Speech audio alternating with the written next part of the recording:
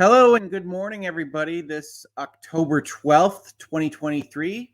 Hope everybody's excited and ready for some hangouts and headlines. Hopefully I'll be able to hit all the correct buttons today, and we'll be talking a little bit about that as we go on through the show, because you might have seen in my community posts, I did make an apology for the last episode of Hangouts and Headlines, because I really do try to hit the right buttons and talk to the right people and acknowledge the generous super chats and other support that people give to the channel. And unfortunately, I missed the right buttons last time that we were together, and I'm sorry for that. And we'll talk about that a little bit more in just a minute.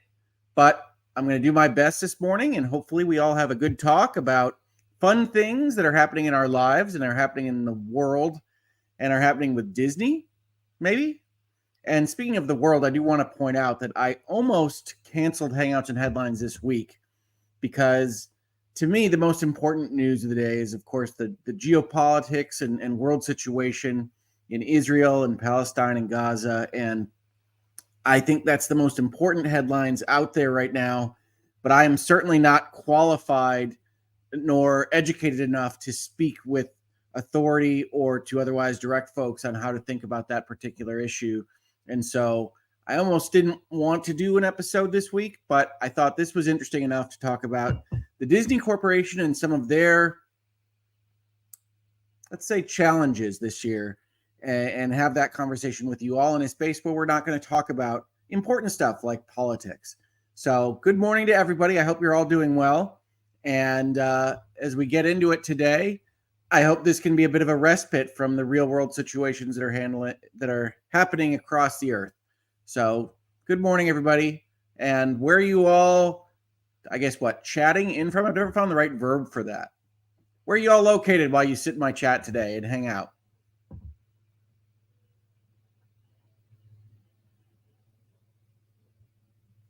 Oh, and yeah, let's see if I can remember this right from the top. You all are always so fast here. A lot of folks gifting memberships. Shell, thank you so much for gifting memberships. Brentwood Chic is always gifting memberships. Hedgehog in Space, which I know is my mom's, Mama Hoeg Law's favorite name in the chat because she loves hedgehogs as an animal so much. Thank you so much for becoming members, for gifting memberships. I appreciate you all so much. And on that, let's talk a little bit about community posts.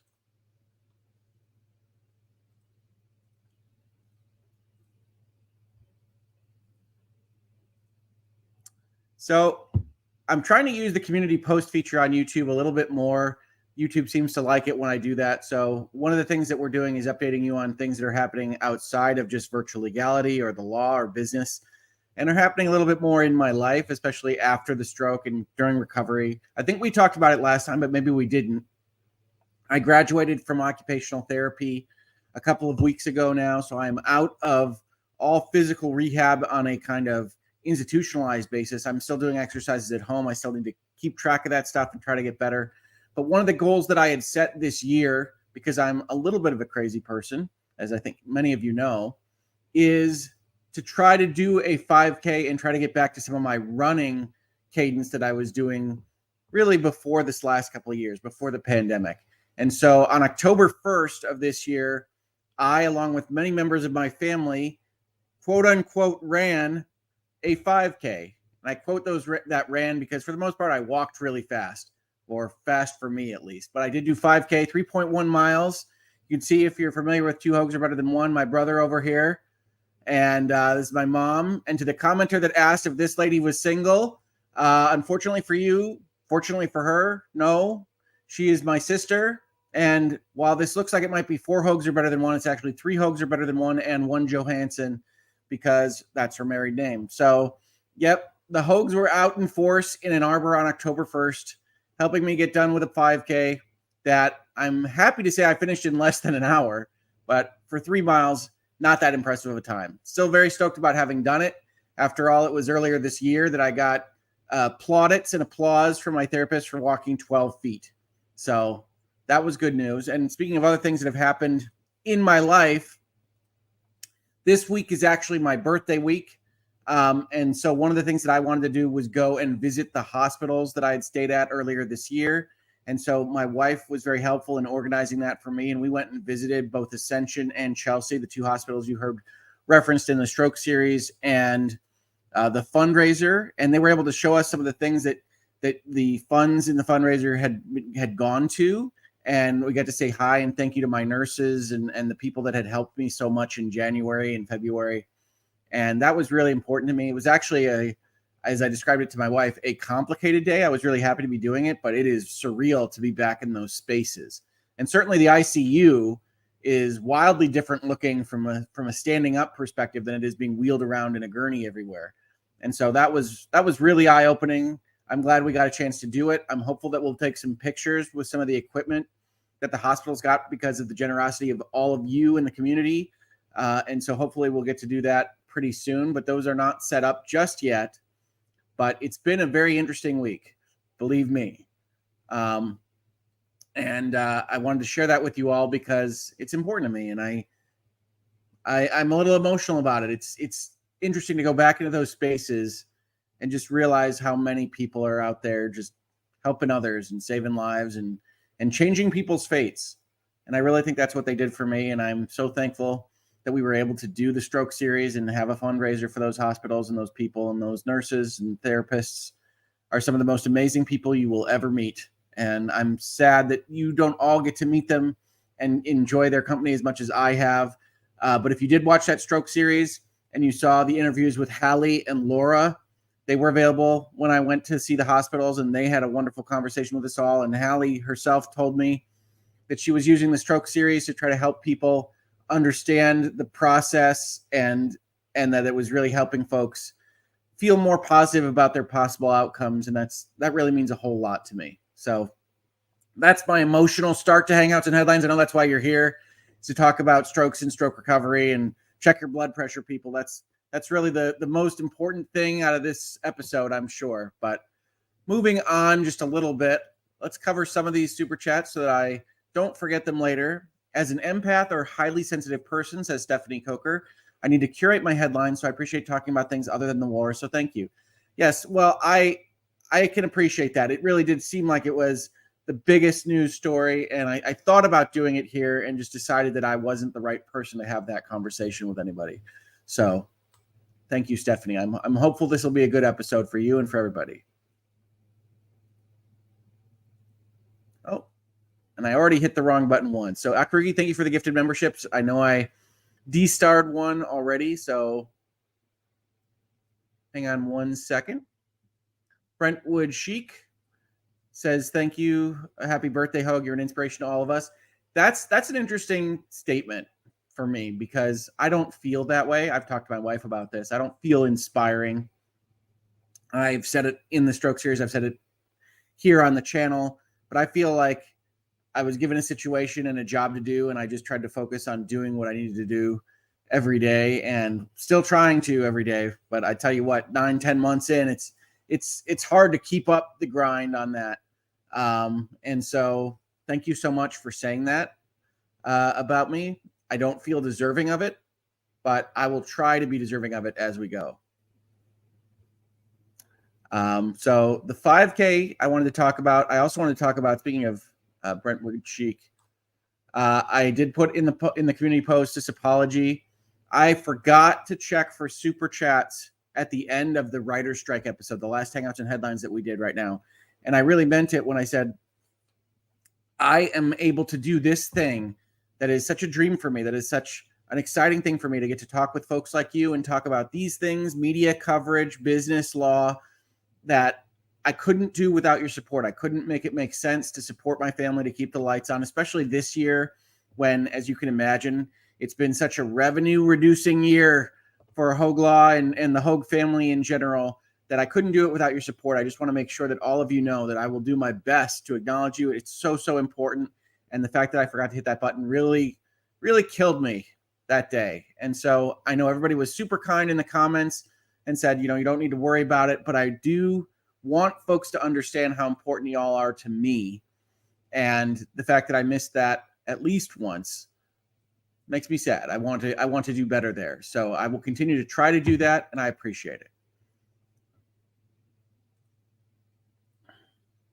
Callista says we'll have to replay through this, but have a great show. Thank you so much, Callista.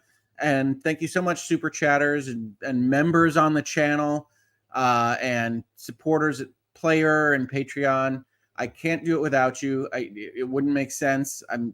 I'm so appreciative of all the support that you all give, and I really wish it were easier to hit these buttons in the right order without screwing up something. So we'll work through this together. I'll try not to vocalize all my thoughts.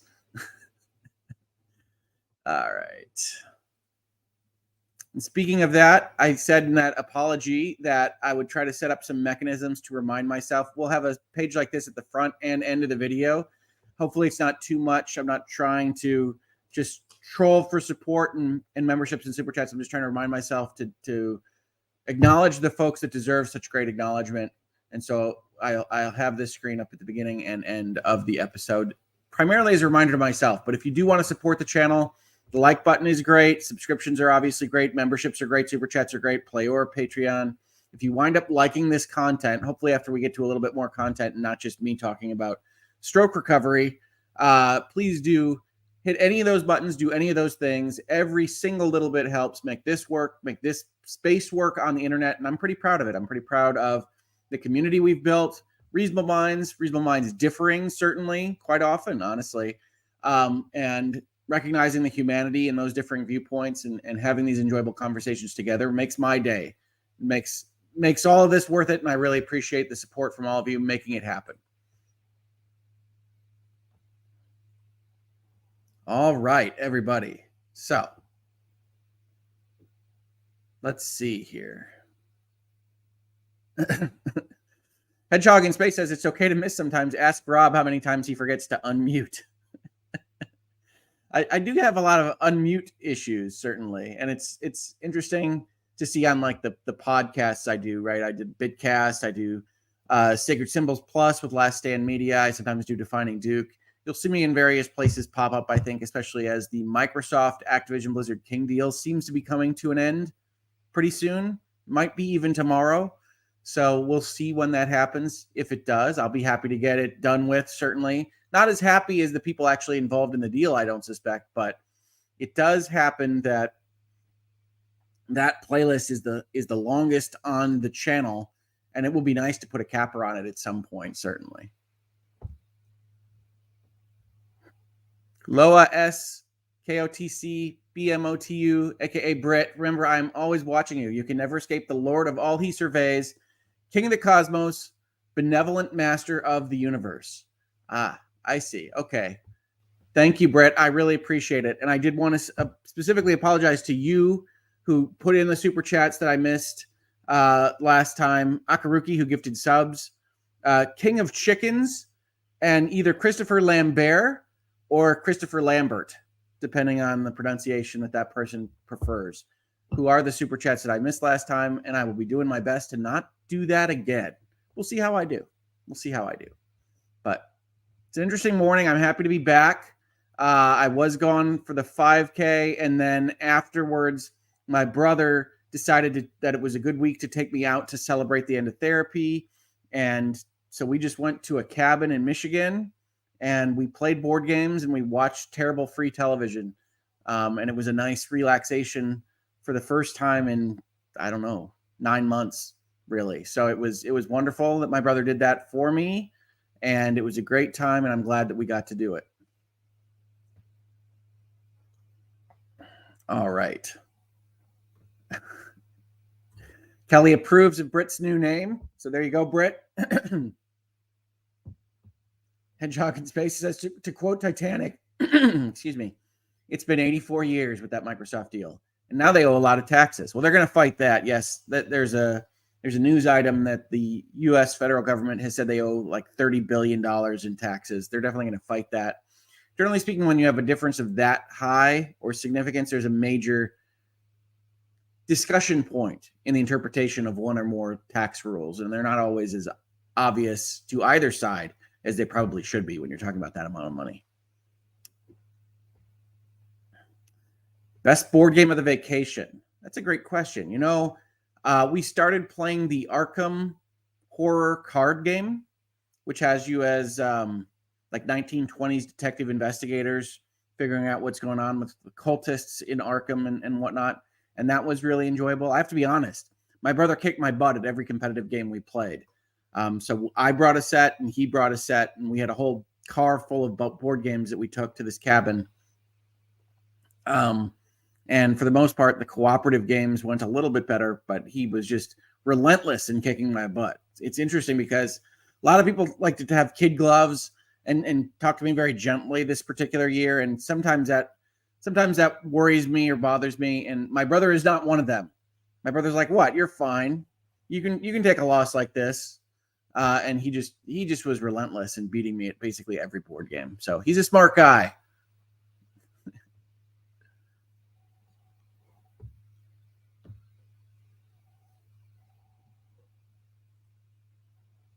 Carnell says, Hoeg, I've taught and reiterated that it's not glorious, it's not glamorous, it's not easy. We just need to keep going. Even if today's progress is minuscule, just keep going. I think that's right. There's a lot of days in therapy, especially where it doesn't feel like you're moving forward. It just feels like your shoulder won't go higher, or you won't be able to do something with your hand. And what I found is it just gets better almost imperceptibly, and then it's just better, hopefully. On these things. And I noticed that most with video gaming, right? So this is a gaming channel. I talk about law and games because I enjoy video games as a pastime.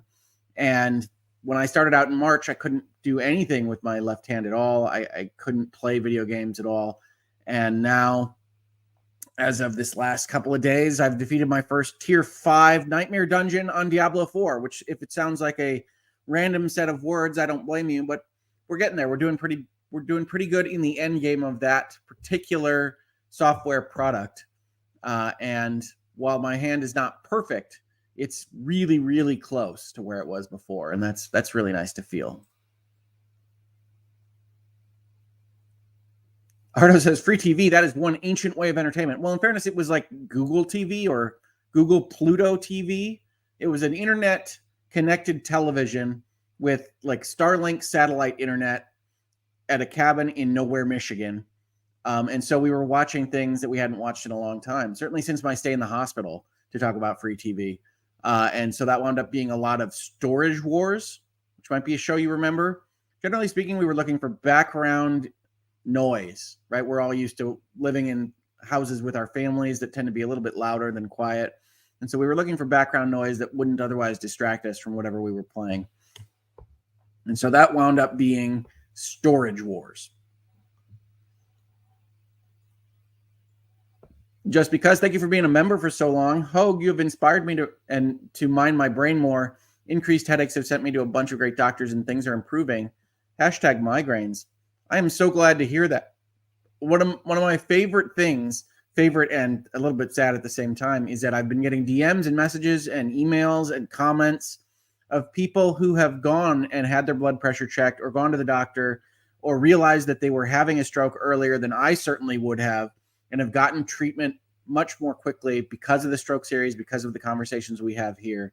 And that is just so heartwarming for me to hear. So if you're getting your headaches handled or your migraines handled or both, I think that's fantastic. And I hope that you live a wonderful life without having to deal with any of this stuff on the therapy side or the recovery side.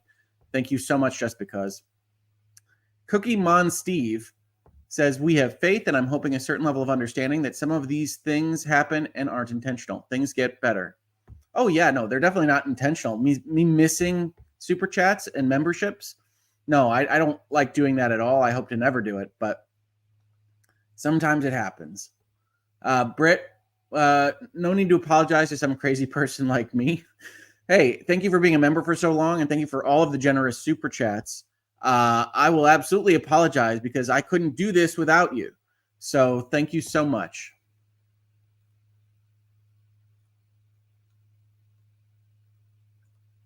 Tigerette says, ooh, Arkham. Yep, Arkham Horror is an interesting game to play with, someone who's trying to feel good and relax, because you almost always lose an Arkham Horror game. And they're some of my favorites, and my brother knows that.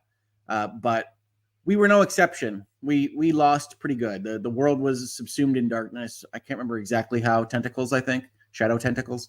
But didn't win that one. Yeah. It's a good game, but it is hard. And Katie's glad my brother didn't take it easy on me. Honestly, it's interesting, but I'm glad too. Now, did he need to beat me by 100 points in one of my favorite tactical games? No, probably not. But relentless, absolutely relentless. Were you up north or question mark? So, I mean, I live in Southeast Michigan. Basically, everywhere is north.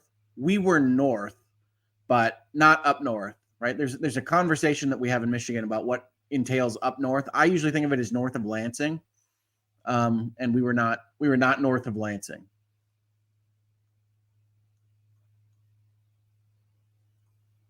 Lexi says, I love that vacation. My friend brought over the card game Muffin Time this past weekend, and it was great fun. I love random little card games. I just got a card game for my girls called Wizard Kittens that we want to try out because my youngest loves cats, cat drawings, kittens. And so hopefully that'll go well. But Muffin Time sounds like exactly the kind of game my girls would like. All right. Britt, maybe now you are willing to admit that Titan is the greatest board game of all time and you were wrong last year. I don't think I've ever played Titan, Britt, unless I'm thinking of something else. But I can't admit it's the greatest board game of all time without having played it. So it's just my rule. My favorite board game, I think, is Eldritch Horror, which is kind of Arkham Horror across the whole globe. And so I think that's my favorite board game right now. But I have a lot of good board games. We played a number of Return to Dark Tower games on this vacation, and we lost them all. But I love that game. That's a lot of fun. If you like that old 80s mentality with a modern gloss up, Return to Dark Tower is a good game. Super Say, another tip in the excellent jar of yours. Thank you so much, Super Say. My trek through an Epic antitrust continues. In the video I just started, Epic and Apple just put out their statement of fact sheets. So trial is soon. Going to get spicy. Great work. It really is going to get spicy. It hasn't stopped being spicy, as a matter of fact. Epic is appealing the decision to the Supreme Court. Now, is the Supreme Court going to hear it? I don't think so. I don't think it's very likely. But Epic is on a crusade in that particular playlist and in reality. So do enjoy.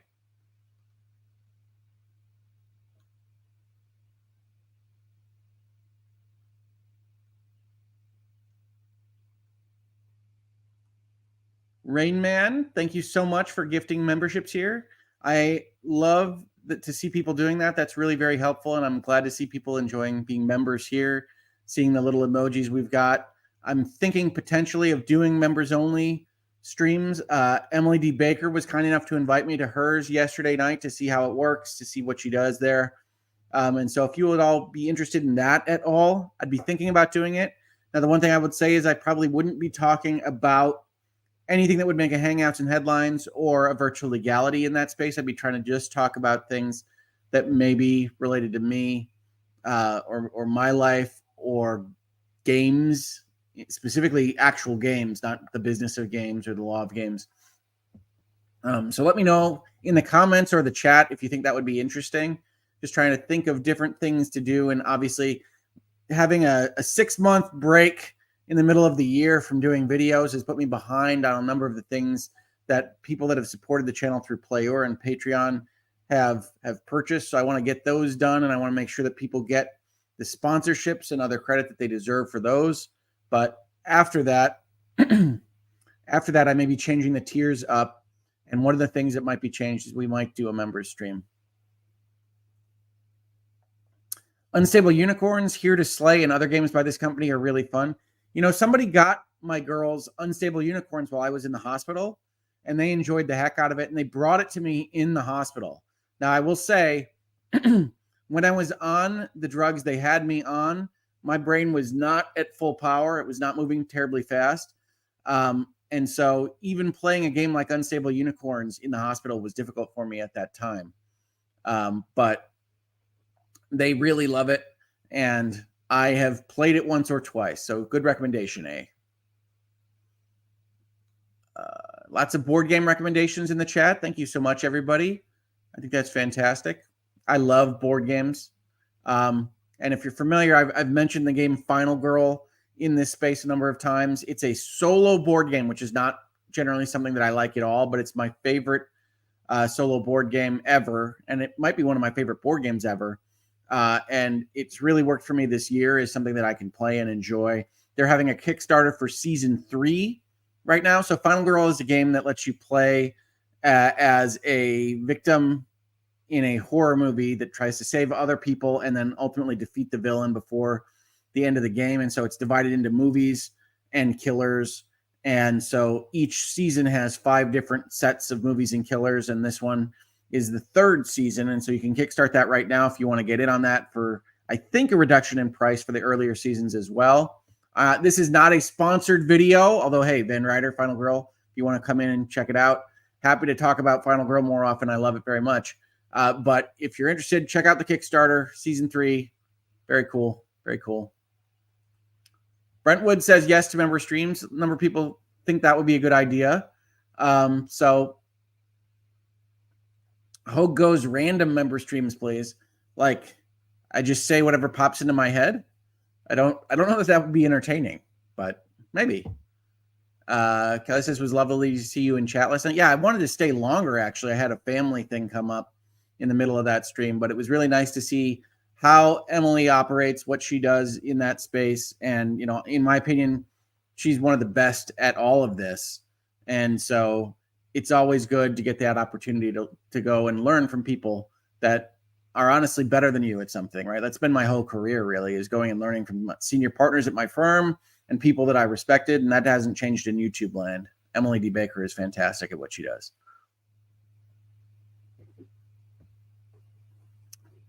Sibling Creature, welcome to membership. Good to have you here. Okay. Habeck says, would love to hear your spoiler discussions of a game, for example, Starfield, so that could be a membership perk. Yeah, I mean, I could definitely talk about games more in that space than I do out here. I did do postmortems and impressions of games and movies and TV shows here for a while on the channel. Obviously, this year has been a little bit different as I try to get back into speed of talking with you all about all these things. Honestly, even a video like this one, which I feel well prepared for and ready to have this conversation, is a different feeling than it used to be in this space. And so I have to kind of get up for it, and I have to fight through some of my issues with preparing for a video now in 2023. And so it's a little bit trickier than it used to be. But understand that I am fighting to be here to do these things every day and trying to get stronger and more ready. And I love having these conversations. It's just a matter of getting to the place where I can have them. Okay. Now, Gamer Ducko asks important question. Hoeg, I need motivation. I was working on Final Fantasy 16, but then Final Fantasy 14 dropped a patch. Help me get back on track. I love trying to distinguish 16 and 14 on the fly, by the way, there. Roman numerals, everybody. Help me get back on track. Well, Final Fantasy 16 has one of the strongest endings in the entire Final Fantasy series, in my opinion, and it's one that I've gone back to 3 or 4 times. So I think it's worth it to try to get to the end of Final Fantasy 16 so that you can experience that before heading back to Final Fantasy 14, which is obviously a great game, but basically an endless content loop.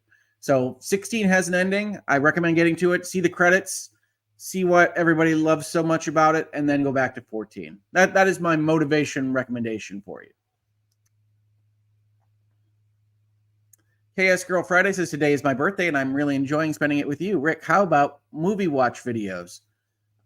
So like I have a movie on myself, and I just respond to it on stream. I'd have to think about it. I think that's an interesting idea. I don't know exactly how that would look. Certainly on this channel, you've heard me say I don't do video clips very often. It's one of the areas where I think YouTube is perhaps a little too aggressive on demonetization and strikes on the channel and things. So I probably wouldn't put something on screen, but I will certainly keep it in mind.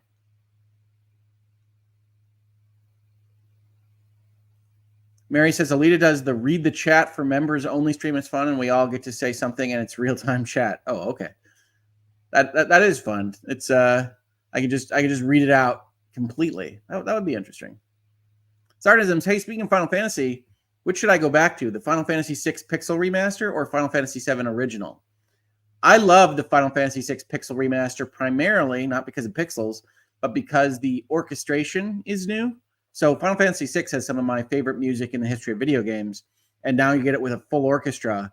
is just really, really cool. I mean, you haven't lived until you've heard Terra's theme in full orchestration. So that's my recommendation. I love Final Fantasy VII, but Final Fantasy VI Pixel Remaster, some of the best music you will ever hear.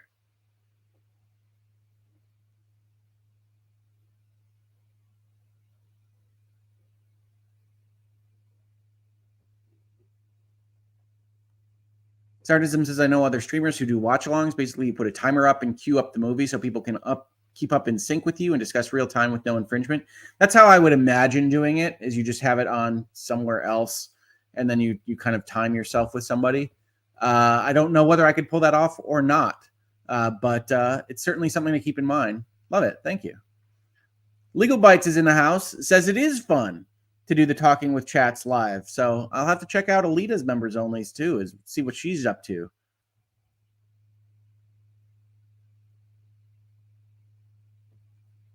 A lot of my Daredevil fan friends want to see a Daredevil video game, which would be interesting. I think it would be great to have some kind of brawler game with an Ace Attorney plot line in the middle of it. That would be fun. Shreen says Alita does a hangout. Certainly not. Hangouts are absolutely trademarked here, right? The concept of a hangout? No? No, it's good. I'm glad to hear it. MZ, thank you for being a member for so long. Great to see you along with Fun Hoeg fam fast walking the 5K. Used to go on 5K family runs before the pandemic, and you're helping me do about it again. Yeah. Well, I love doing runs.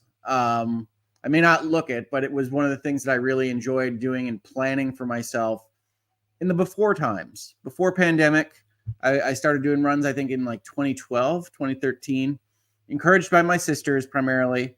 But I really like the organizational aspects of it. I like training for them. I like having a goal set out there. I am a goal setter, as my therapists would say. I am an achiever goal setter. That's often good for things like therapy and recovery. Not always so good in doing things in normal life and having to always have a next goal set, et cetera, et cetera. But yeah. And we do have a guest here. You might have seen her in the chat just now. Hey. How are you doing? Peter? Good. How are you? I am okay. We're having fun this morning. All right. I know you're talking about some members only stuff. I know. I love doing those like weekly members only where we're just kind of chatting with the chat and talking about law, talking about other stuff. It's fun. It's nice. It's a nice way to get a closer connection with folks.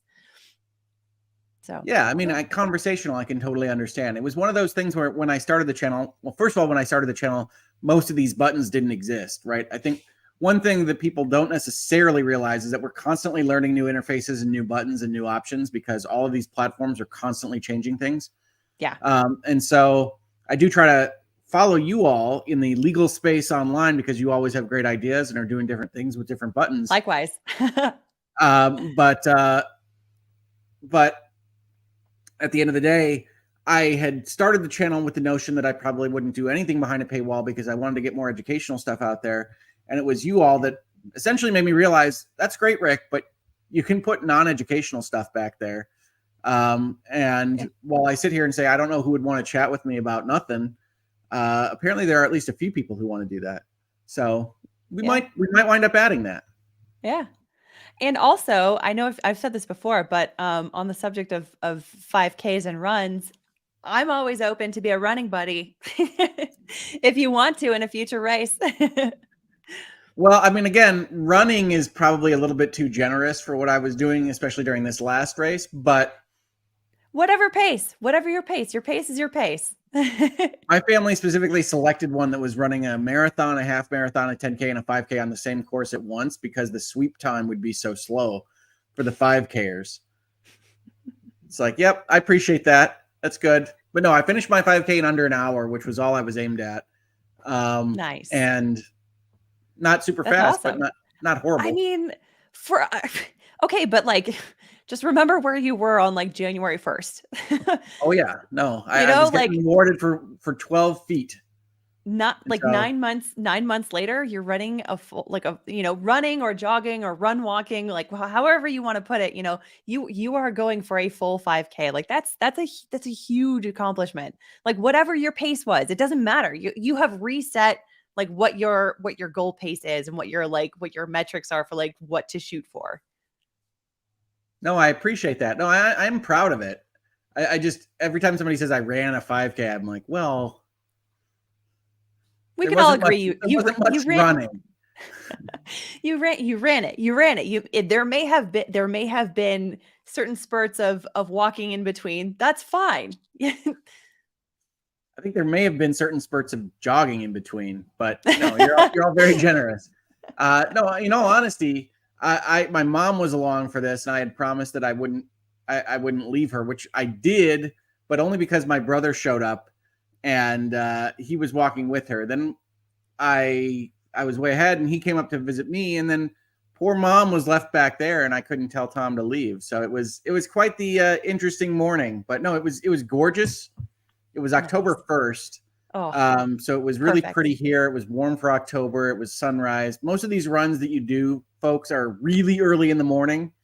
Mhm. So especially to get to a place, you have to wake up really early, get prepared, get stretched, get out there, and then it's like sunrise. But it was sunrise in Michigan on a crisp fall day. It was wonderful. And it felt good to get done. It always feels good to get done with a run. And yeah, it was super nice. I love runs because I love that organization. I love that energy. There's always kind of Yes. crazy stuff at the starting line. People have like rock concerts and huge speakers, and Yeah. everybody's very excited. They always have if you've been in like a studio audience for a sitcom or a talk show, they've got that comedian that pumps people up. At a run, they have somebody that just kind of yells at you and says like, "Are you fired up? We're going to run so fast today. You're going to set personal bests. It's going to be exciting." Yeah. Or if Yeah. it's super It can hot, it it's can like, be "Today's not overwhelming personal best too. day. Drink water." It can be overwhelming too. I like sometimes depending on the race and depending on the distance, sometimes I also get like emotional at the finish line when I finish a race. Like I don't know what it is. It's like because like my brain has just been so focused on like, all right, like try to finish, or finish under a certain time that like I get like two steps past the finish line and all of a sudden I'm like bawling my eyes out, like very happy, but like bawling my eyes out. And I'm like, I don't know what's happening. What's going on? But it's like my body's just like releasing tension or something. I don't know. Yeah. But there's a lot of emotion there. I mean, you can feel it too. Like, and some races are like they have more of it than others.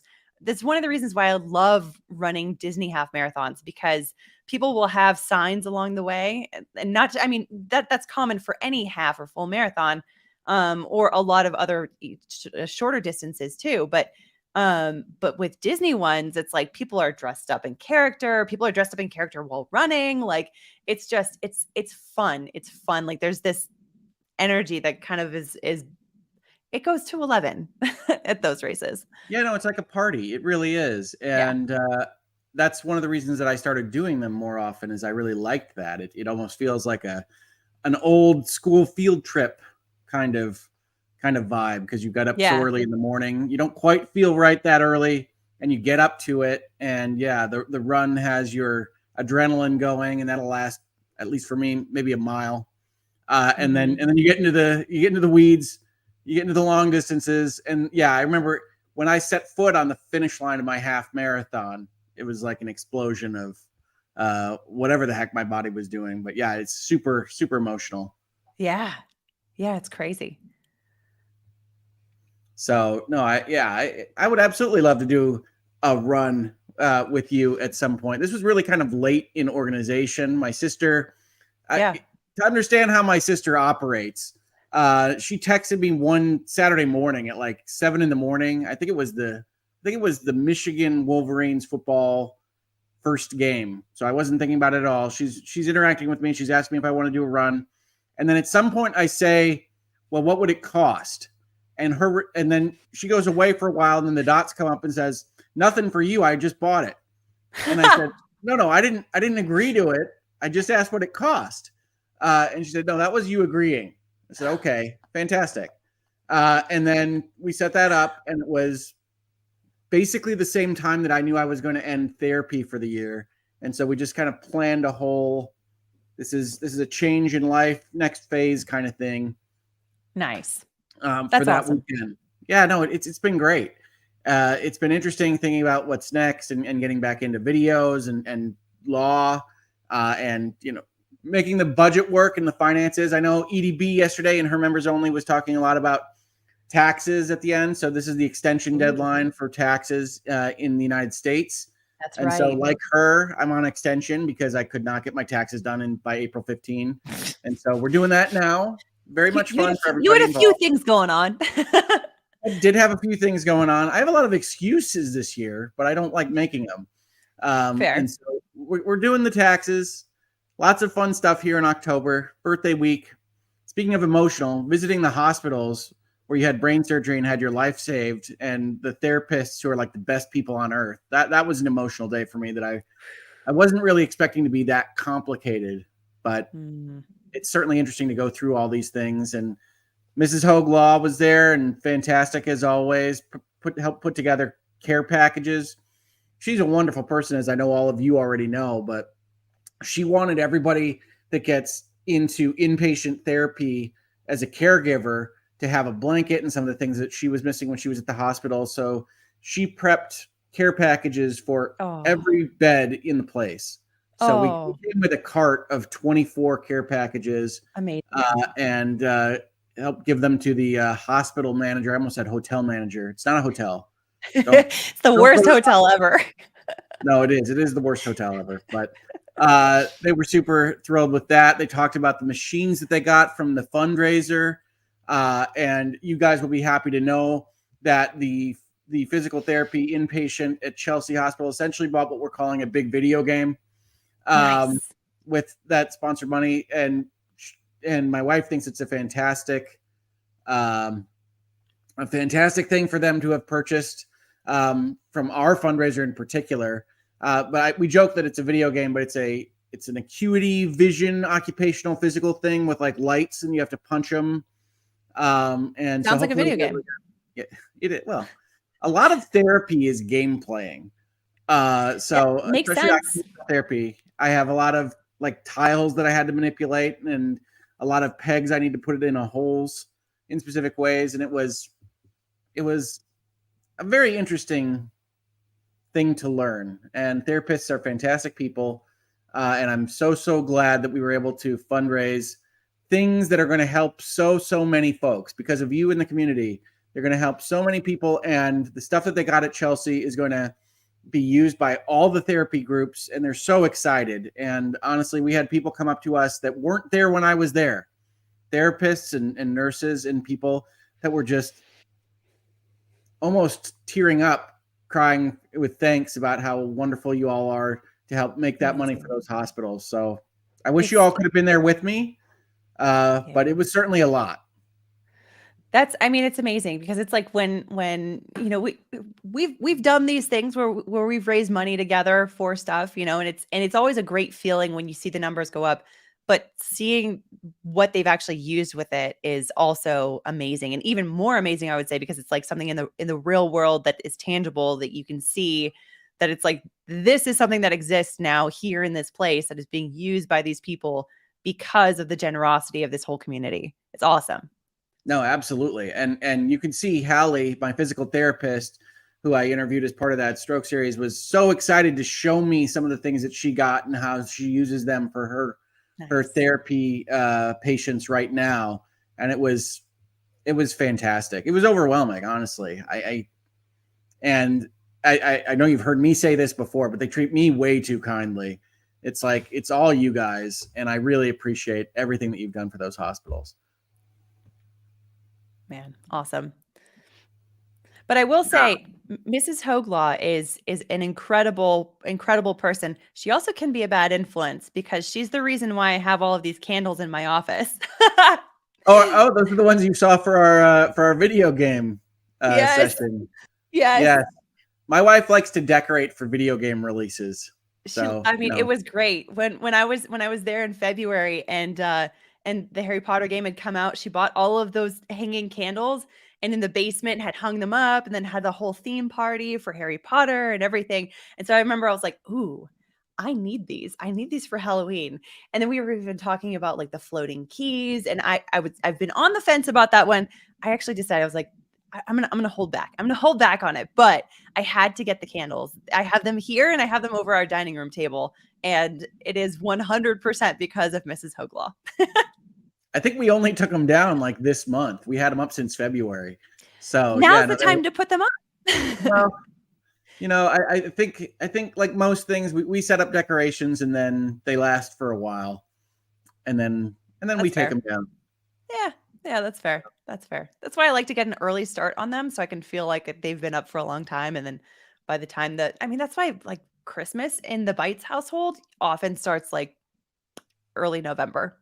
That's when we slowly start trickling out with decorations. Oh yeah, no, I get it. And I have no problem with any of that. I have no problem with the candles being in my space for 6 months. I am not in a position to complain about anything. But no, it's nice to see. And yeah, it was nice to have you around for that period of time. If folks don't know, Alita came to visit me almost immediately after coming home from the hospital, and was just fantastic. I still sit in chairs that we call the Alita chairs because she helped assemble them in my home. And so, no, it was wonderful to see you. I'm glad to see the candles have made their way over to you. And yeah, I'd love to see you again. We can definitely do a 5K or heck, a 10K at some point. Let's do it. And that'd be great. Yeah, that will be awesome. I like Just Being Me says Christmas in my house starts October 1st, probably in her heart as well. But yeah, I'm not going to tell anybody not to decorate how you want. It's your house. Life's too short, right? Exactly. So if you want to enjoy Christmas for 3 months, enjoy Christmas for 3 months. I love October. I love Halloween. I love spooky stuff. So, yeah, I get deeply into October. We watch scary movies every Friday night. Not me and Mrs. Hoeg Law, a friend of mine. Mrs. Hoeg Law does not like scary things.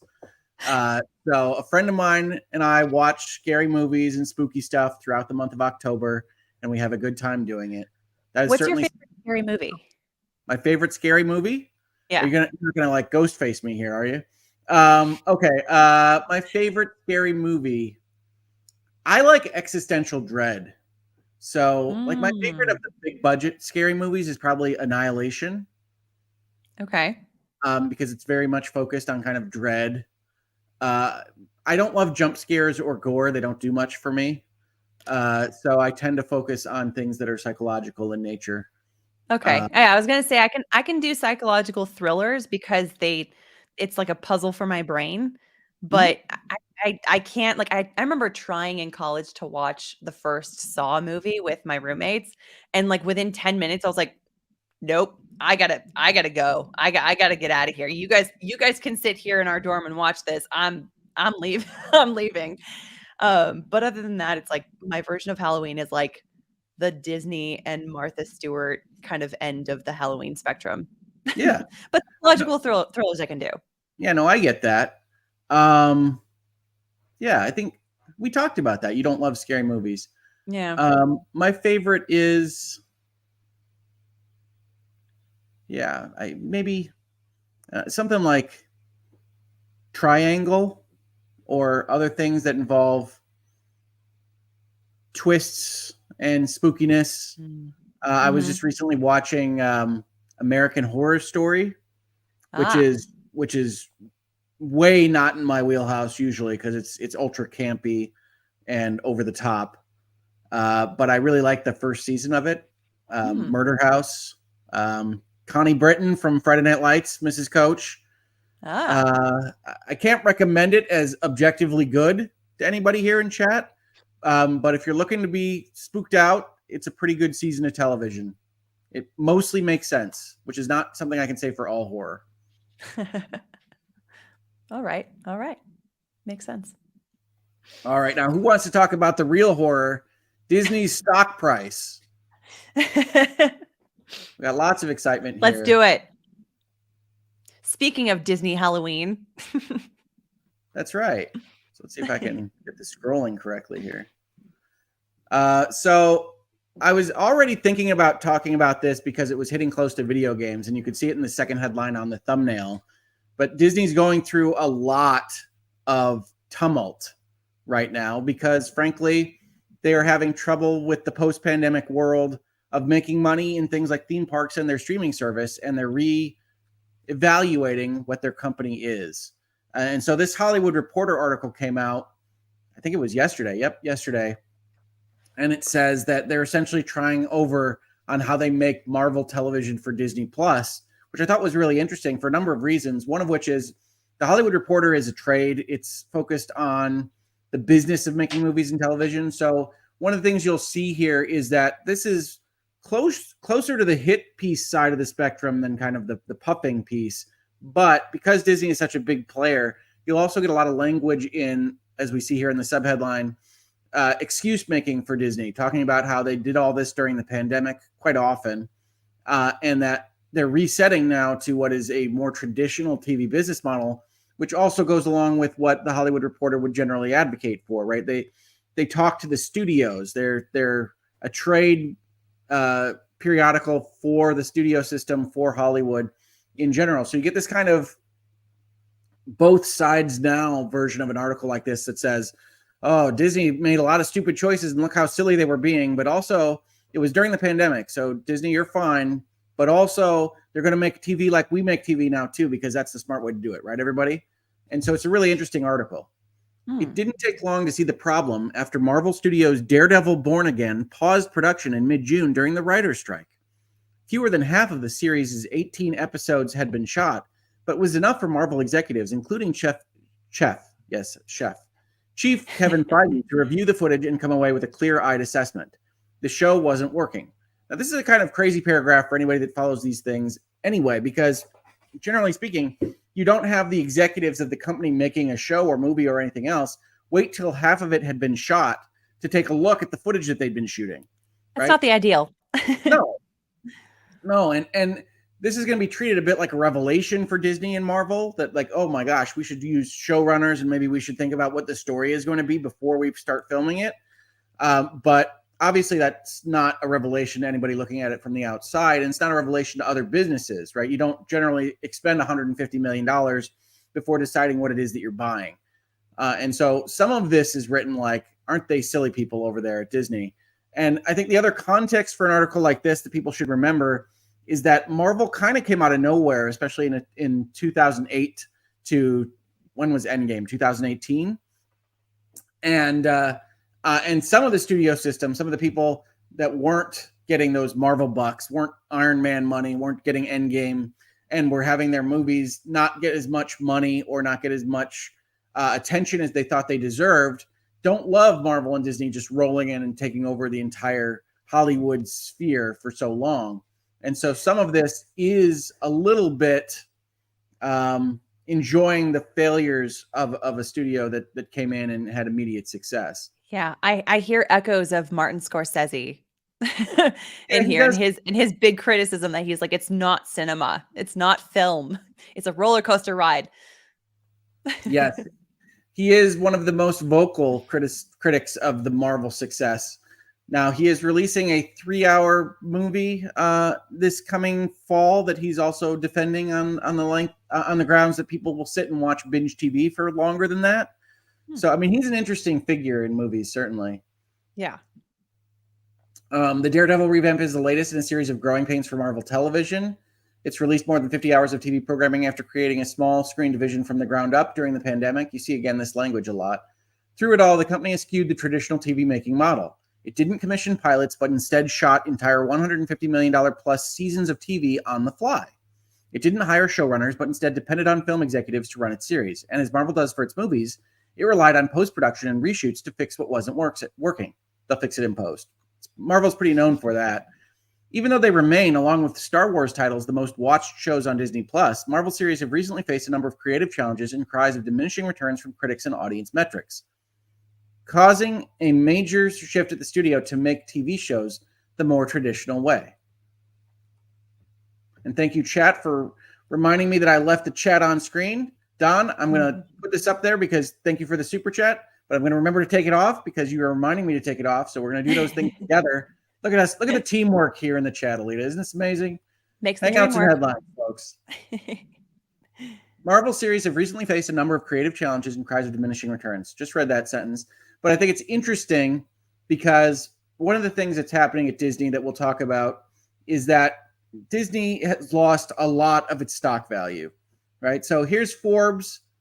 Disney stock currently trades at $85 per share, about 58% below its pre-inflation shock high of about $202 seen on March 8th, 2021.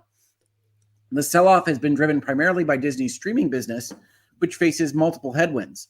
While Disney has invested considerably into the business, it remains deeply loss-making, with its subscriber count in recent quarters declining amid mounting competition and the loss of crucial cricket streaming rights in India. Didn't think you'd hear that today, did you? Yeah. No. Was not Disney on my lost bingo cricket card. streaming rights, and that's crucial to their stock price. Maybe. Who am I to say Forbes is wrong? But you see that there's a number of kind of excuses already built in here. Streaming being the biggest, but one is inflation. Of course, inflation is a problem for the stock market, not just because dollars are being reduced in value, but because it creates a period of uncertainty. You don't know what the proper investments are because you don't know exactly what's going to happen with the monetary supply or the value of your dollar and whether you should be investing in anything at all or buying real assets. And so all these companies, not just Disney, have to face inflation shock in the market because investment dollars are being held as people wait for more certainty in their market before investing. So that's what they mean when they talk about inflation shock. But overall, the point is that Disney's value is significantly reduced in the secondary market, the market where people buy stock in their company. And a lot of it is driven by the fact that they've never been able to make their money back in streaming. So when you have an article like this come out in the Hollywood Reporter, nothing looks terribly good for Disney right now. They have an individual at the head of their streaming, Brad Winterbaum, that says, we're trying to marry the Marvel culture with the traditional television culture. It comes down to how can we tell stories in television that honor what's so great about the source material? And reasonable minds can differ on how successful they've been on Disney+. But this particular reasonable mind doesn't love most of what they've done with their series.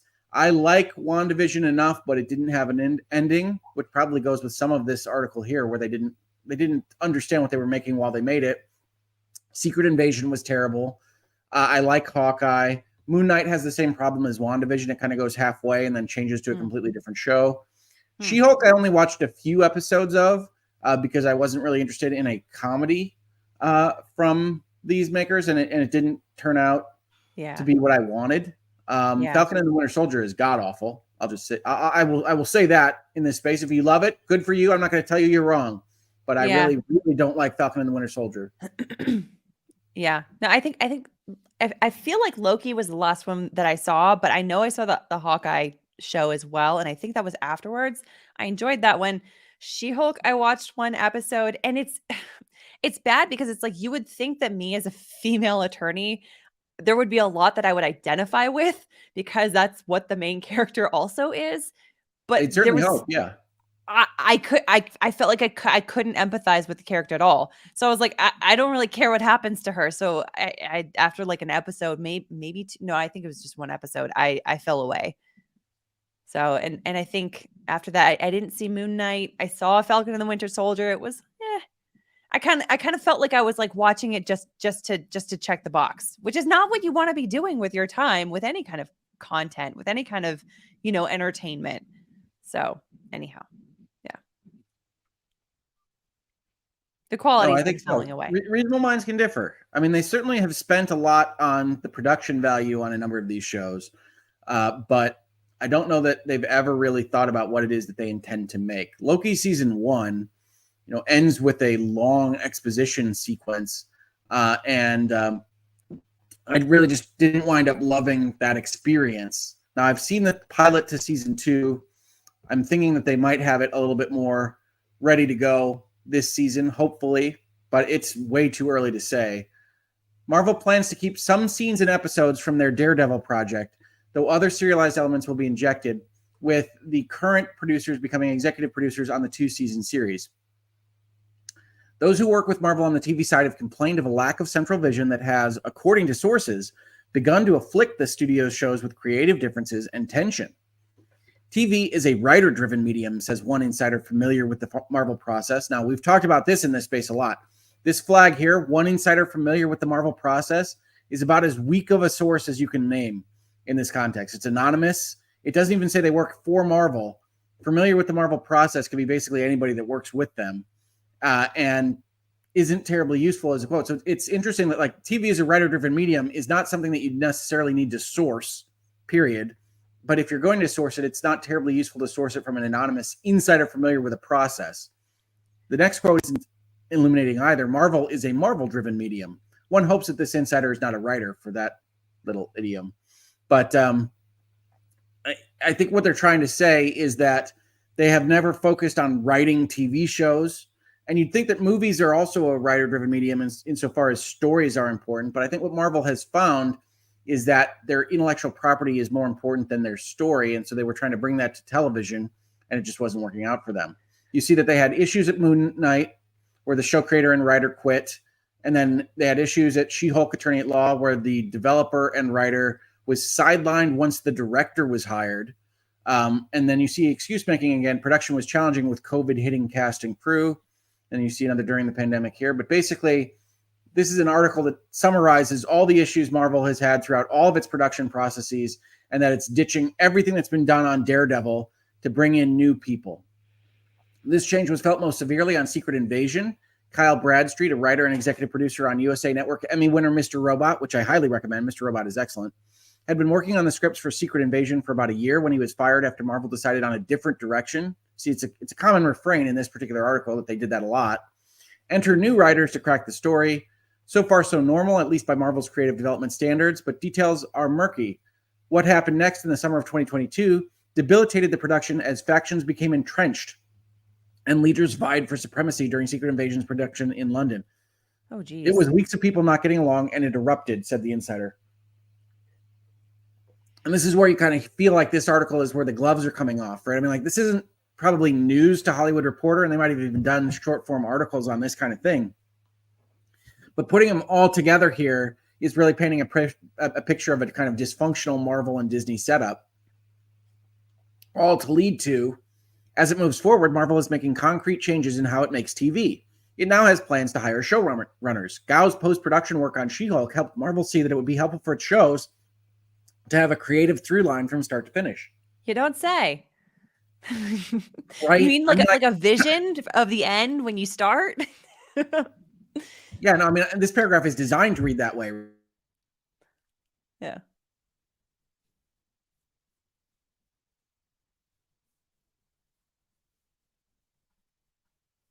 Am I frozen or is everyone else frozen?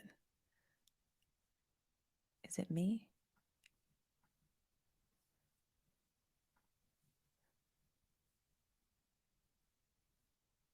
Okay.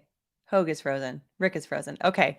Sorry. I've been like sitting here silently because because I was like, oh, it might be me. Okay. Rick froze. Pause for a minute while he reboots. There you are. Now there's two Ricks. One is frozen, one's unfrozen. This is going great. There you go. Well, the good news, folks, is that wasn't actually me hitting a button wrong. So that I didn't freak out and suddenly cancel the entire show. The bad news is that was my browser crashing completely. Oh no. And so all of the tabs that you saw ready to go are no longer ready to go. So we'll see if we can rebuild this in reverse. Okay. Do you want me to I'll distract everyone with an awesome dance while you do it. That's right. Do an awesome dance, Alita. Thank you. Everybody look at Indy. She's super cute right now. Yeah. Oh, that's a bummer. That sucks. I hate it when that happens. Oh yeah, When that's the dream.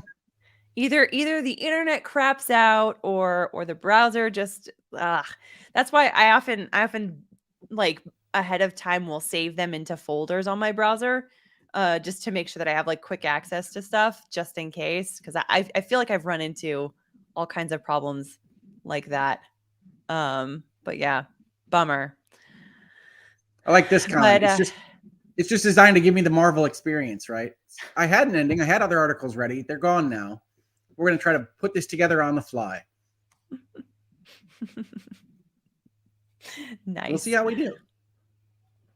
Yeah.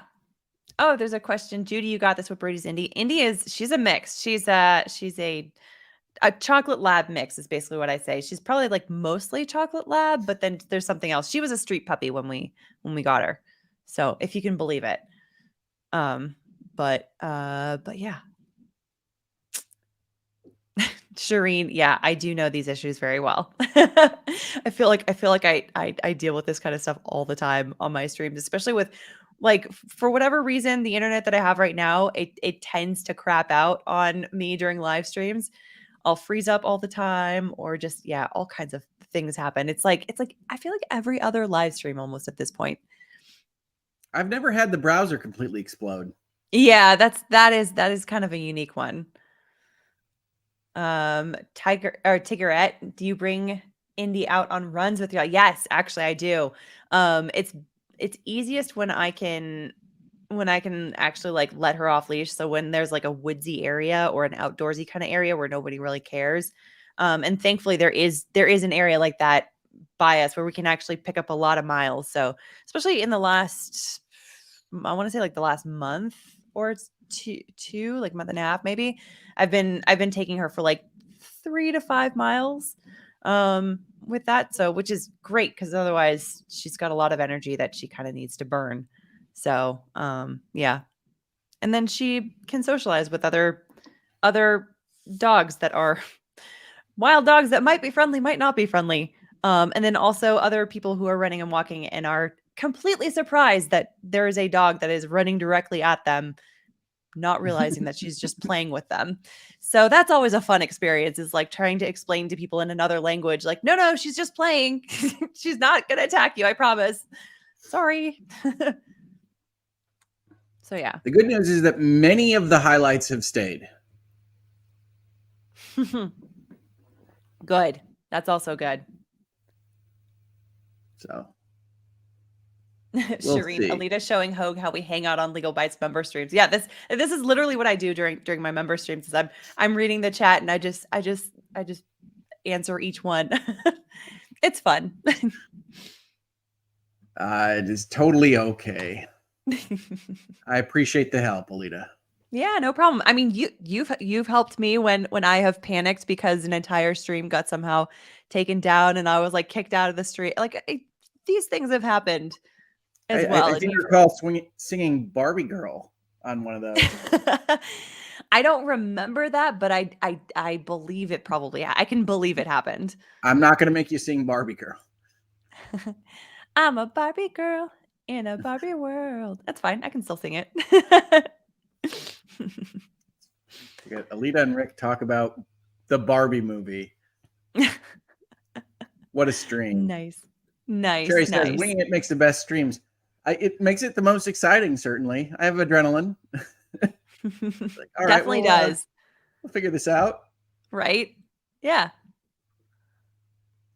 Don Lionheart, you should consider getting a second indie cam and just keep a small box of her on stream at all times. I actually usually on my channel I do that. Like I have a separate like an iPad that'll place right here and it'll just be on her. Half the time she likes to get out of the chair and like go elsewhere. So sometimes it's just the empty chair, but yeah, it's nice. I like having the indie cam. Oh, and Tigrette, are you coming to WDW for RDW Indy Half Marathon Challenge? Walt Disney World. Oh, no, I haven't looked at any of the races in quite a while, but that's one thing that I want to start doing at some point again. It's been too long since I ran a race, so I'm feeling the itch. So, yeah. Training is useful. My therapists were in favor of it. But yeah, it's a lot of fun. Especially if you're a scheduling kind of person and a goal-oriented person, you can definitely schedule your plan and map all of it out. Yep, I had all those set up so that I would be running 4.5 miles the week before the 5K. Nice. Because if I can give anybody any advice, train for more miles, because there's walking at the front end, there's walking at the back end. When I did a Disney half marathon, my run keeper mileage keeper thing recorded me with like 21 miles of having actually been walking around because of how much they move you around where the starting line is and how to get back to your car and buses. So definitely train more than your actual just distance, because there's more standing up and being a human being than you expect. That's fair. That's fair. Now, I want to tell folks that excuse me, for whatever reason, the StreamYard is not putting my screen up. It's blacking out when I try. Oh, no. So I may have to go without article help on this headlines episode. Ooh. Which I can read on my end, I think, but I can't share with you all. So I'm sorry for that. I think actually one of the ads on one of these tabs is blowing everything up based on how my screens are reacting. So apologies for that. No worries. No worries. Working through some technical stuff. Also, Kurt's in the chat. Hey, Kurt. Good to see you. Hey, Kurt. Yes, my tabs on my other screens are all different areas of black and ads, and then various words only occasionally. So my computer is not having a great morning. So we'll just read through as if you guys can see this. Do you want to set, or you can, I just thought about this. Do you want to send the links to me in the private chat, and then I can show it on mine? It won't have the highlighting, but it would at least have the stuff, maybe. I don't know, honestly. I think that might be too tricky to coordinate with you kind of highlighting the or sliding the articles where I am. Okay. That's fair. I have like 10 ready. So we'll see. We'll see how it works, folks. Thank you so much for the offer, Alita. Yeah, no so worries. There won't be an article up on your screen, people, and I apologize for that, but I will not be making these up. I'll still be reading from them. So when our stream got so unhappily displaced just now, we were reading that the Hollywood Reporter is telling us that Marvel is making concrete changes to consider having a creative through line from start to finish when they make a television show, which is written here in its intentionality to be read like it's silly, right? Oh, they're gonna make sure that they have a story in place, but it is a good thing for people that like stories, and I'm hopeful that it will improve the output of Marvel, and maybe it could be useful for Star Wars as well.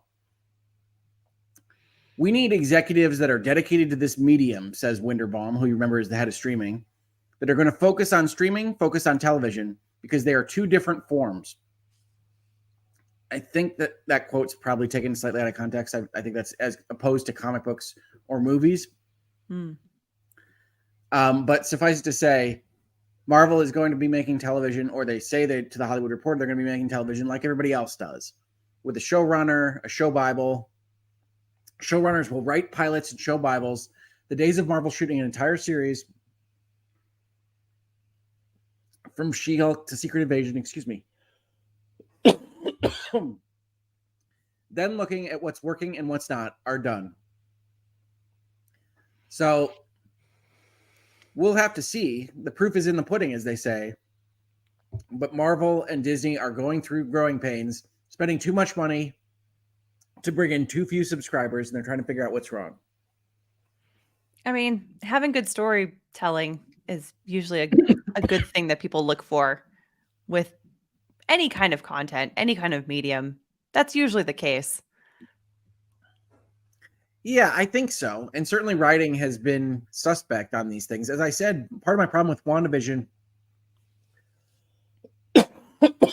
and with Falcon and the Winter Soldier is that their stories don't seem to match up. Like, you get to the end and it wasn't what you started on. It doesn't make sense if you look at it in the whole. And I used to have this problem with a show that I like called 24 that was very popular. Starred Kiefer Sutherland. And what I used to tell people about 24 was that any given episode of it pretty much made sense from beginning to end of the episode. But when you tried to put the whole story together of a season, which was ostensibly taking place over one single day, you could tell that like they hadn't thought about it at all. Like, you get a secret call early on, and it's from some unknown voice, and they'll explain later that it's this person, but that doesn't make sense for what they said. And that's throughout that show. And I think the Marvel shows have that even more acutely because they're only 6 or 9 episodes long and they still lose track of the plot. And the people in chat saying I need tea, I'm drinking tea. I'm just not as used to speaking at length with you all as I used to be. So I have to get my stamina back up. So I appreciate you working through with me with this as well.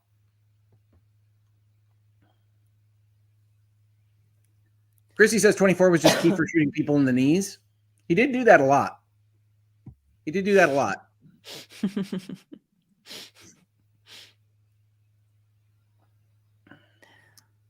But I did like 24 back in the day. For those that don't know, those were big launches when they happened. Like that, Fox made a big deal out of them. I remember. I caught like episodes here and there because I think my parents watched it pretty religiously, but I didn't watch it long enough to be able to detect like the difference in the through line that you're talking about. But yeah, they would plan a plot for what seemingly was like 13 or 15 episodes. And then there'd be like a new secret leader that was above that plot. It's like, well, half the things that happened in the early season of the show don't make sense now. But you never go back, right? You just don't think back to the whole show. And so I do. And this was a problem when they came out on DVDs because you could take in the whole show in a way that you weren't when you were watching week to week.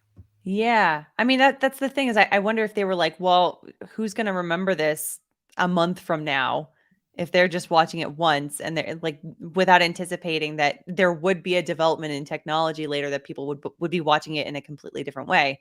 But with Disney Plus, with streaming, that is how people watch it is they binge it. I mean, even if like these shows come out, you know, in like a drip format, like once a week, you know, like a more traditional format, you still have a lot of people that will say, yeah, that's great, but I'm going to wait until like halfway through the season so I can binge it because that's how I prefer to watch it.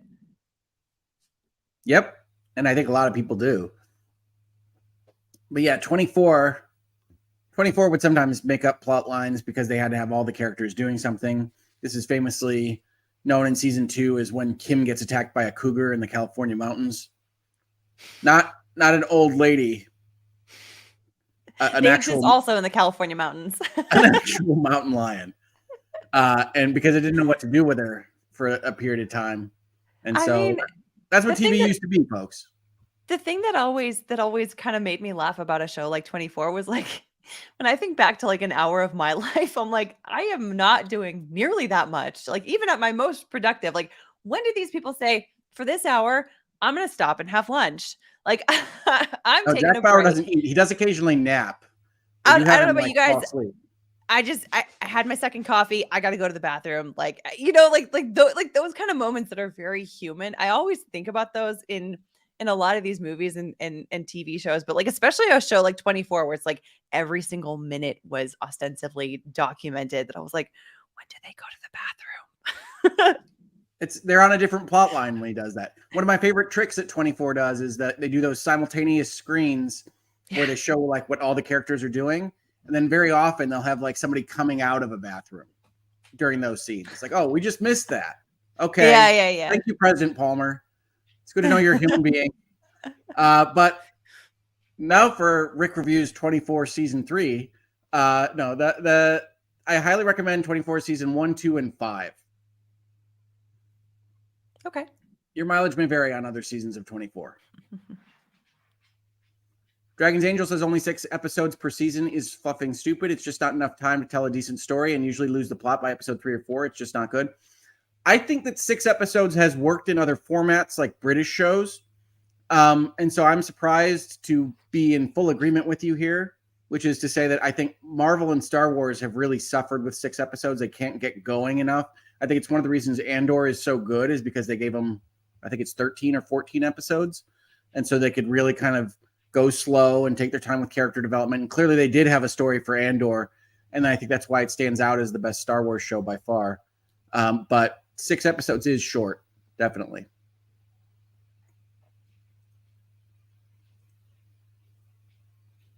Okay, so behind the scenes now, I'm looking at a different article.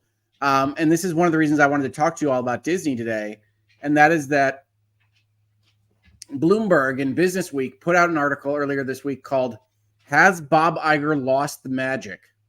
Ooh. which was subheaded Disney's legendary CEO came out of retirement to save the company right in time for its 100th birthday, but nothing has gone his way. And it has a like photoshopped image of Bob Iger in the Mickey Mouse Sorcerer's Apprentice outfit looking sad. So I'm sorry you all have to miss that.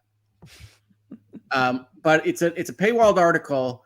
But what was most interesting to me is how it got picked up in my neck of the woods in gaming, because apparently some of Bob Iger's lieutenants, some of his C-level executives or presidents have wanted Disney to get into video gaming.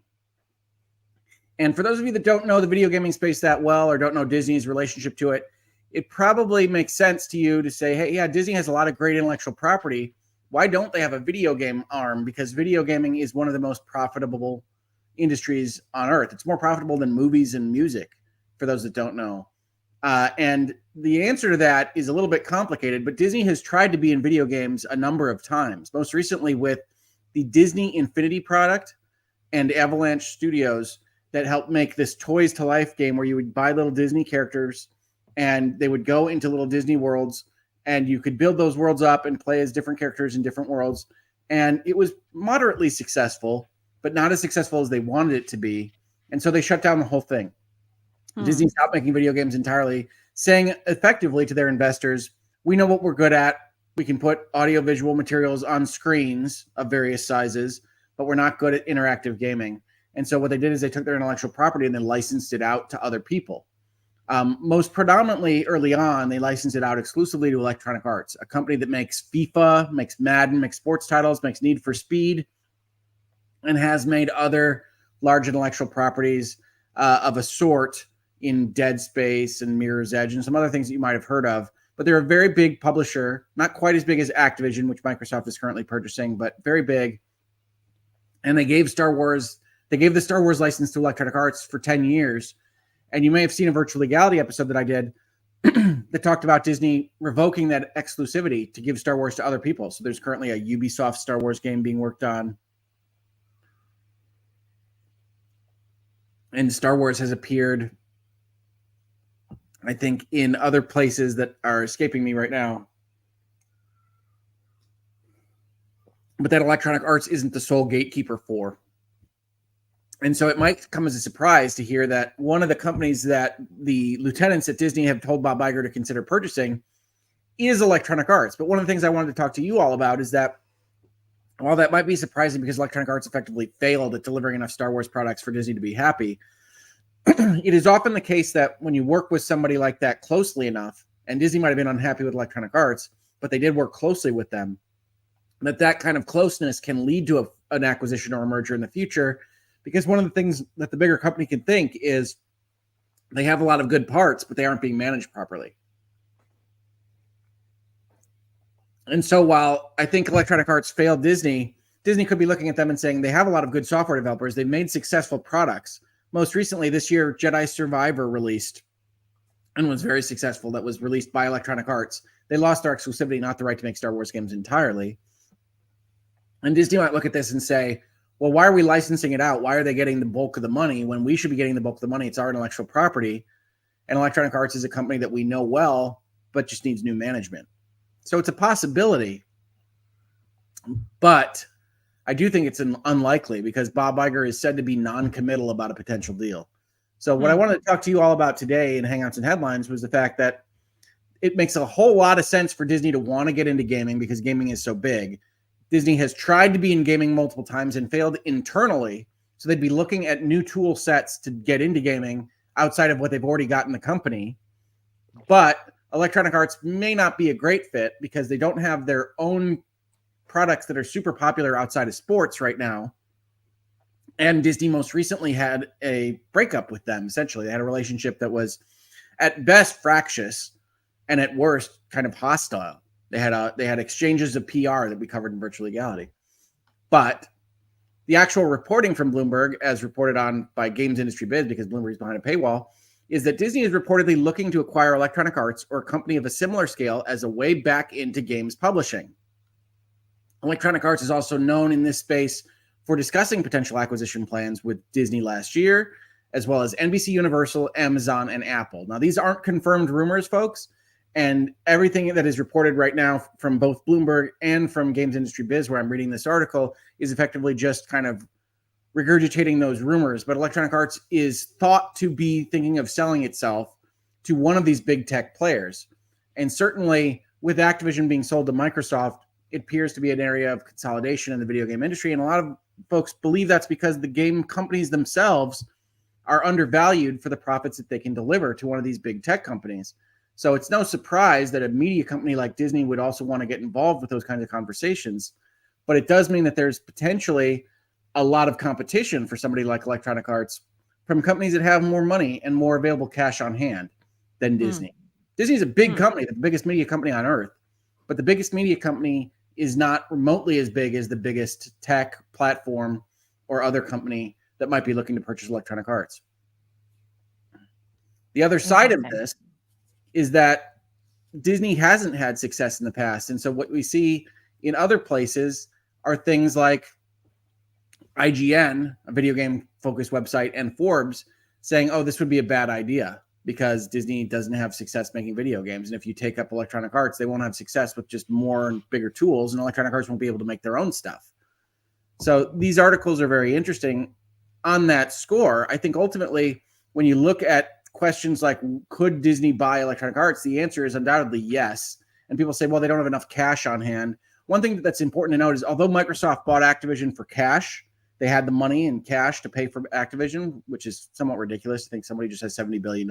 But most of these companies will purchase the company with a portion of cash, a portion of taking on debt, and a portion of their own shares, right? So part of the story that we talked about earlier in this video is that Disney's shares are down. They're trying to get them up. That makes them less valuable in a deal context. But if Disney were to have some kind of increase in their share price, increase in the value of their company, they would have more leverage to purchase other companies with their shares rather than cash. So I know math is fun for everybody, but I think at the end of the day, Disney probably isn't in a position to make one of these acquisitions right now. And if Bob Iger isn't interested in getting into gaming at all, it's not going to happen. But I don't think we can just dismiss these kinds of rumors out of hand, because I think Electronic Arts does want to be sold. Activision being sold suggests that Electronic Arts is likely to be sold. And then the question isn't, do you think it's good for, do you think consolidation is good for the industry? If it's going to happen, do you think Disney is a good caretaker of the Electronic Arts intellectual property portfolio is the better question.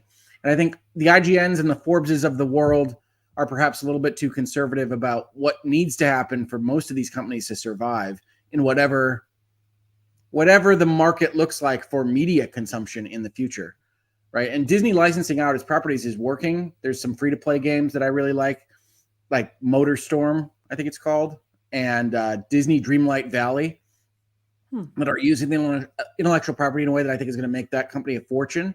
Gameloft, the company that makes them. But Disney will look at those and say, well, we should be doing this ourselves.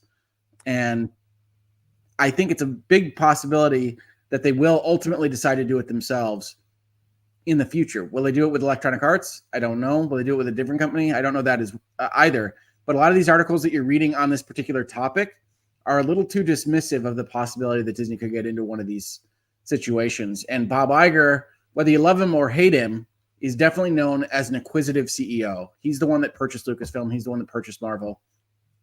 This is the kind of thing that in general he's liked historically, although he might be a little bit past that time in his life. We'll see if it happens. I think it's worth noting in this space because Electronic Arts is also known as one of the most hated companies in America for a time. It won that award like 3 years running, I think, in the early 2015 area. But Disney's going to be looking to fix some of its problems because the other articles that you can't read that I had up were about Disney fixing streaming losing its money, Disney trying to fix its parks. The parks are down post-pandemic and investing in those parks and increasing the prices there. And so Disney is scrambling around a little bit. And from my perspective, gaming makes a lot of sense for them to get back into. And I don't think that they have the capacity as a company right this second to actually make good video games at a good cadence. So buying someone up that can make video games, I think, is probably a pretty likely avenue in the future. But it might not be what Bob Iger pursues. It does kind of make sense that if you have resources and you don't have the infrastructure set up, you just buy the infrastructure from someone else so that you can get into it and then develop it from that point. Makes sense. Yeah, and I think that Electronic Arts and some of the other big publishers that have this skill set are probably undervalued for what folks are seeing is the likely future of media consumption. But I'm a fan of games, so take that with whatever grain of salt that you want. Makes sense. Terry McLean asks an important question, Alita. When are we bringing L&D back? Ooh. Do we have any plans? I'd like to ask you that. Also, I when I saw this super chat, I hadn't realized that David was in the chat before. So if you're still here, hi David, good to see you. Oh my gosh, is Prototopics here? I mean, the one thing that I have said in the past is that one, it's a little bit tricky to get the whole gang together on a regular basis. Right. And two, I personally am still coming up with what my cadence should be and what my patterns need to be in a way that functions for me, right? So I want to do this as much as possible. I want to do things like Lawyers and Dragons as much as possible. I love all the stuff that we've done on this channel. I also want to do new stuff that just kind of keeps the ball rolling on being excited about this medium and doing these various things. So it's really a question of putting all those things together. And I will tell you, we have not had in-depth conversations about when that time frame might be, if there is a time frame to talk about. Right. But I think we're all open to it. It's just a matter of what makes sense for everybody, and everybody's trying to do things that make sense to them. Yeah, because it is. I mean, because it is a Saturday stream, on a regular basis. When we do a full season, we've got to generally commit to a season, because it's like, obviously things come up and sometimes you can't be there for a week or here or there, but generally speaking, we want to be there for the whole thing if we can. And so that's a commitment, not just from us, but also from our families. So there are some things to keep in consideration with all of that. We've got to fit all of that together. And also, I mean, you figuring out your new cadence and how what you can handle without burning out. That's also a very important thing. That's why I haven't pushed for it, other than at the end of season 2. I think I DM'd him and was like, hey, just so you know, I would love to do a season 3 if the conversation comes up. But beyond that, it's we're all being patient with what everybody can handle together. But I think generally speaking, everybody has a really good time with it. So, it's something that we all enjoy and would love to reprise if we can work it out. Oh yeah, I think so. And everybody's been super kind to me behind the scenes, because I have not been the easiest person to figure out whether I'll be available on any given day or not. Even now, I try to plan these Hangouts and Headlines within a 24-hour period, because one of the things my therapists have talked to me about is the trick right now is variability. I don't really know how I'm going to wake up in terms of spoon level, energy level, and functionality. And so working around that is a trick in and of itself. So I try to plan things, but always with a kind of probably, but variable behind it. So even these kind of showing up on time it's a big win. We're very excited about being on these shows when I say that I'm going to be on these shows and whatnot. So we'll try to bring Lawyers and Dragons back, but everybody's been great behind the scenes, certainly. Chris Mullen, thank you for gifting memberships on the channel. I really, really appreciate it. And yeah, folks, I think we have moved into the second Hangouts portion of the show. I apologize for not having more of the articles that you can see or quotes that I can show you. Judy, you got this. Have you seen Prototopic Star Wars tabletop role-playing game Clash of Destiny? It's amazing. I have. He tweets about it regularly. If you follow him on Twitter, I have seen it. I think I've told this story, but David's Star Wars content was what originally got me in touch with him to do Lawyers and Dragons. He's fantastic. He's fantastic, but his Star Wars stuff is great. Check out the Prototopics channel. Absolutely. Chris says you are welcome. Patty says I rewatch L&D playlist every night, so I go to sleep laughing and wake up laughing. Oh, wow, that's lovely. That's awesome. I love that.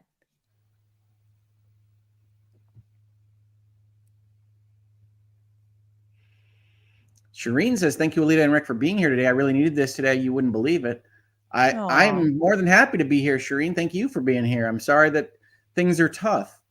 I love doing Hangouts and Headlines with you all. Love to have Alita here on the channel. Yeah. Love popping in when I can.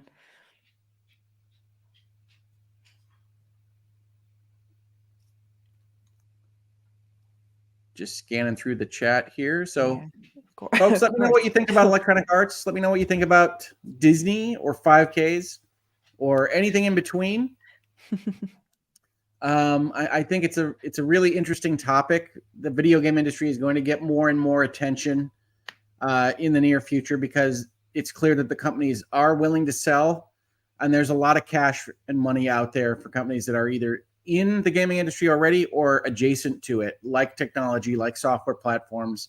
It wouldn't surprise me to see an Apple or a Google or even an Amazon make a purchase at this point of a publisher that just wants to cash out, essentially, and that these companies are going to become tech companies more and more.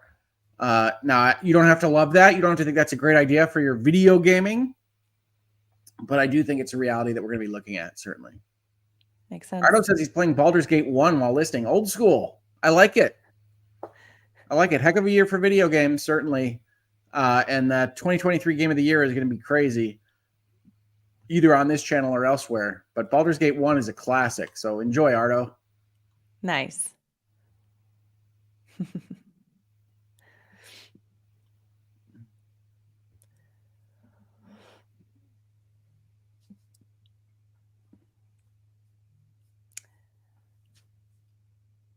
Well, I think Indy has given me some signals that she needs to go.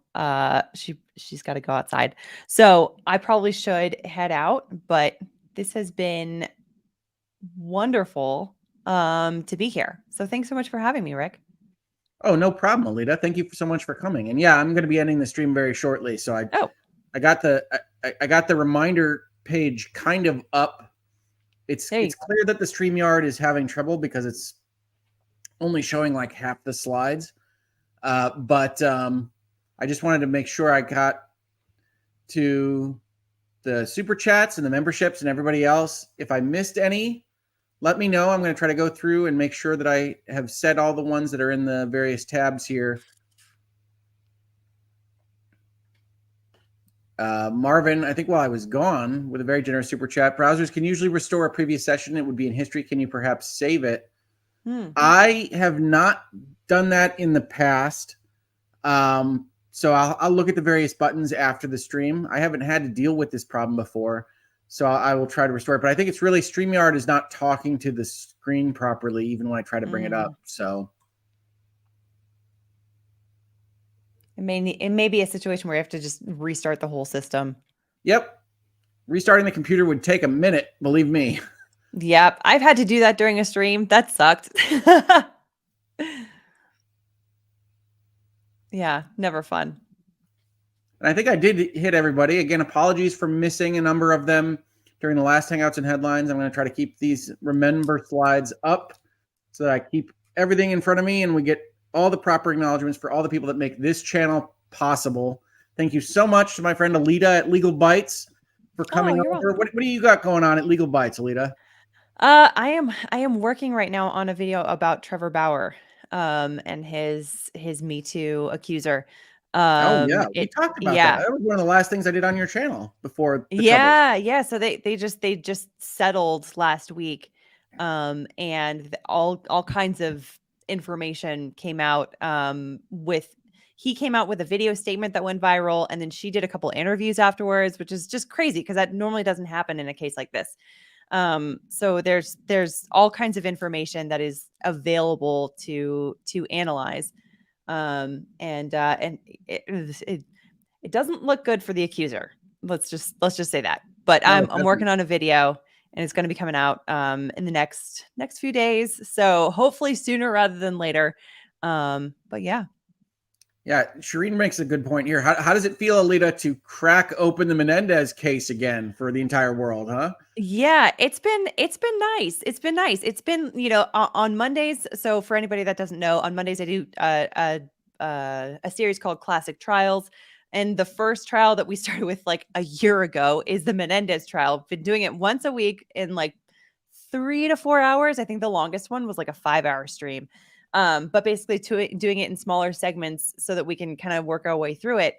And right now we are up to the point of Eric Menendez's testimony, and it has been crazy. Like, I feel like there was also like a trial within the trial, like not even having to do with the actual defendants, but like one of the witnesses, Dr. Oziel, who's the one who Eric had confessed to about this, about the killings, is like a whole like character on his own. And so it's just it's been a very long journey, but it's been a really good one. And I was very, very young when the trial happened, so I didn't really know much about it other than like what I had kind of basically like the overarching highlighting points, you know, that everybody kind of knew about it. And it's been crazy to dig into. It really has been. I really think that this case is one that would have been decided very differently had it happened today. Yeah, and it's been great. I've only been able to pop into a few, but if you're interested in that, check it out on Legal Bites. I think it's fascinating. And the Menendez trial is being re-examined on a macro level in the same time period that Alita is looking at it. So it's a very interesting kind of news item at the same time. So, folks, thank you, Alita, for dropping in. Check out her channel. Against the Tide is putting your links up in the chat as well. So thank you for that, Against the Tide. Check out the channel, and I will see you on the next Hangouts and Headlines or Virtual Legality, which probably is going to be next week. Still trying to do these weekly, but we will see. And I apologize for the technical difficulties. Thank you so much, everybody, for joining me today.